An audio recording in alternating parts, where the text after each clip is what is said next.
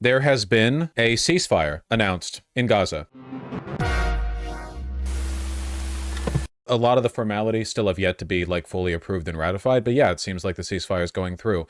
In a move that is insanely embarrassing for Biden and Democrats, like genuinely ruinous to their reputations, Trump sent an envoy and was able to put pressure on Netanyahu and get it ended and get this put through pretty much immediately.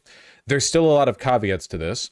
For one, this is definitely a violation of the Logan Act, as in Donald Trump definitely conspired with Netanyahu and certain members of his cabinet to prolong this until after Donald Trump could take credit for the ceasefire, 100%. This ceasefire isn't materially any different from ones that Israel has rejected in the past. So there might be some media reporting that Donald Trump put like exceptional pressure on Netanyahu. I don't believe that.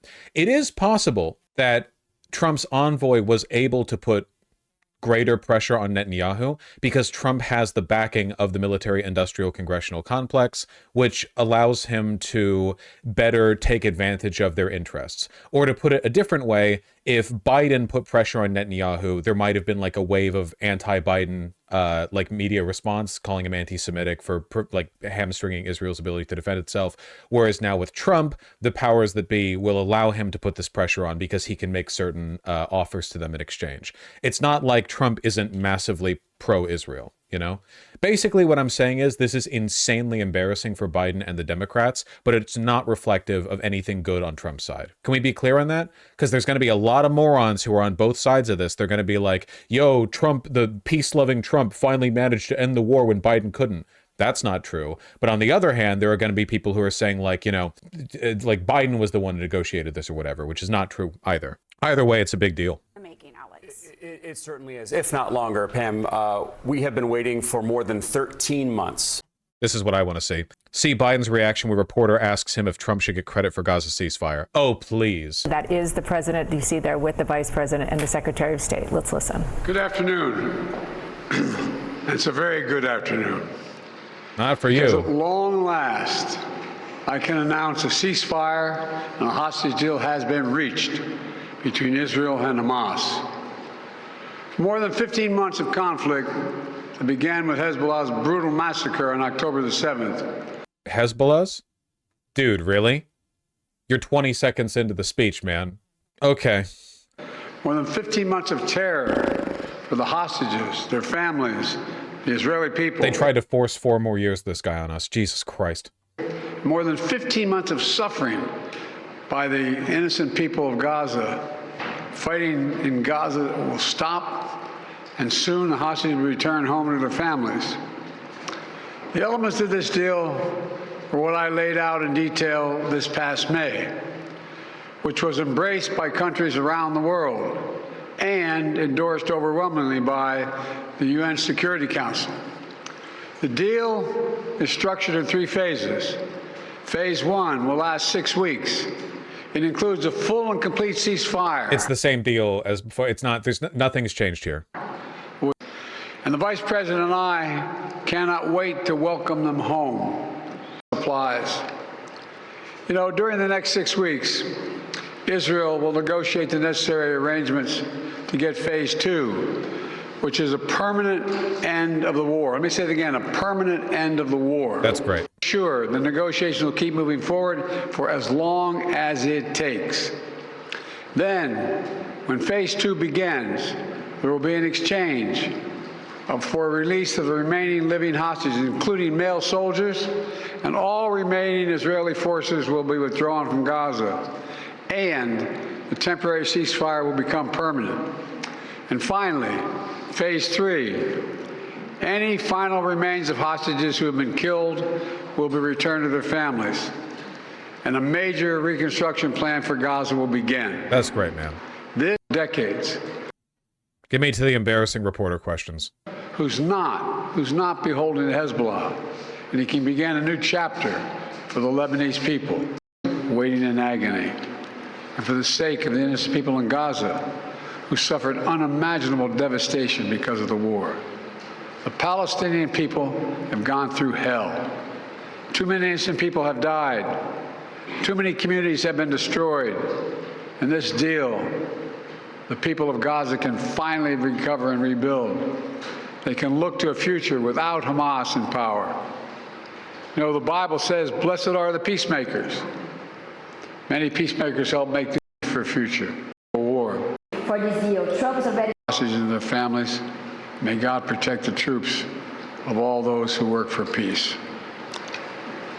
Mr. President, see the future of Gaza now, as you were saying, the implementation of this deal will be in the hands of the next administration, and basically they will shape the future of Gaza. So how do you see this future? And also, how much credit do you give to the Trump team for this deal? Trump is already taking credit for it. Well, you know, this is the exact framework of the deal I proposed back in May. Exact. And we got the Which Israel rejected, and you pretended that it wasn't Israel that rejected it, and now they're accepting it right after a Trump envoy. So world to endorse it. Secondly, it's America's support for Israel that helped them badly weaken Hamas and its backers and create the conditions for this deal. And thirdly, I knew this. Incredible. Do you think Trump should take credit for this? Well, we weren't able to get this done before Trump's envoy was sent. But on the other hand, we did also like support Israel a lot in committing the war that we're now seeing Trump take take credit for bringing a ceasefire for. This deal would have to be implemented by the next team. So, oh yeah, this is also a lie because Anthony Blinken said just a few days ago that Hamas has recruited just as many people as they've lost during the war. I told my team to coordinate closely with the incoming team to make sure we're all speaking with the same voice, because that's what American presidents do. Total, absolute, overwhelming affirmation of the position that I took from the start, that the only thing the Democrats could have done, not just to be like humane and moral, but also to like win out politically, would have been from like day one after October 7th. On October 7th, the Democrats are sympathetic and supportive to Israel. Day 2, day 3, day 4, they're like, we don't support the continuation of conflict. We request an immediate ceasefire. Keep in mind that after October 7th, Hamas did ask for a ceasefire, like a cessation of conflict and a hostage exchange. Like Israel was the one that wanted to continue the war indefinitely to bomb all of Gaza into ruin. Not to say, I should say, not defending Hamas or the attack on civilians from Hamas or anything to that effect. Just that like at no point was peace a priority for Israel. And like the only way the Democrats could have navigated this would have been like pretty much right from the start to adopt the humanitarian position and denounce Israel's unwillingness to get the hostages back quickly and peacefully. They didn't. They imposed this. Like they fell upon the sword for over a year. In the how many Americans will be released when the hostages are being released? All the exact detail of how many people are being held, how many bodies will be returned and less, will all be forthcoming. All of it, all of it. Thank That's you. great. That this deal will hold. I'm confident. Thank you. Folks, credit for this, Mr. President, you or Trump? Is that a joke? Oh, thank you. Very charming. We love our non-answers. Right groups are happy with this. By the way, I should note, it is entirely possible that this just all falls through again. Like Biden said, the enforcement of the specifics of this deal are going to be negotiated by the next administration. So it's possible that Donald Trump just wants a nice, easy win on the way in, but then like Israel just ends up going back to mulching the Gaza Strip, and they pretend that the war isn't ongoing, you know? It wouldn't be the first time they ignored Israel violating a ceasefire. Who is Steve Witkoff, the Trump envoy who played a role in ceasefire talks? Doesn't seem like a crazy MAGA appointment. 5 days till the inauguration, man. Jesus Christ. Israel's yet to acknowledge the ceasefire. No, they've acknowledged it. They just haven't formally ratified it, that it has to go through their legislature. But it seems likely that it will. I mean, if it doesn't, then it doesn't, you know? Displaced Gazans hope to return home after news of ceasefire. Good luck with that. Yeah, the signs indicate that it's going to go through, but of course you can always expect something of this nature to fall through. Check Al Jazeera. You're right. How could we leave them out of the loop? I trust their live more than the Washington Post, that's for sure. How many hostages are we expecting returned? One guy. Netanyahu thanks Trump for securing deal on captives. Netanyahu has thanked in a phone call U.S. President-elect Donald Trump for securing a deal for the release of captives held in Gaza and putting an, quote, end to the suffering of dozens of hostages and their families. That's great. A statement by his office has said. The Israeli Prime Minister also thanked U.S. President Joe Biden for his help in securing the deal. A statement added Netanyahu has agreed to meet Trump soon in Washington. That's great, man. That's great. Nope. Ben Gvir, man. Yeah. There are like the ultra right wing within the Knesset and Netanyahu's cabinet are pushing back against this for sure. And on the way out, they are escalating attacks against civilians. I saw a few posts on this, like that Israel loves doing this shit. Russia does it as well. If they feel they're going to have to retreat from an area, they just like sprinkle the civilian population with bombs on the way out because they like killing. Is this like the Carter-Reagan hostage crisis all over again? In the sense that Reagan also illegally colluded and committed treason by pushing back the release of the hostages from Iran until after Reagan took the presidency, thereby like securing his loss? Yes, it is like that. Ball will be in Netanyahu's court after phase 1 of ceasefire deal. Oh, I bet he'll act in good faith. Hamas thanks support fronts, Palestinian rights supporters. That's you guys. Radlibs are going to be like, but it happened under Biden. Yeah, to be clear here, again, I am not crediting Trump for being more humanitarian or anything like that. It's just a flex of quite possibly just a flex of power and leverage he had to get a political like one-up on Biden. Though the fact remains that Biden like allowed this to happen, you know? You can say that Trump is acting callously and cynically, but that doesn't really change the fact that Biden allowed things to arrive at this point. You know, Biden, Blinken, all of them.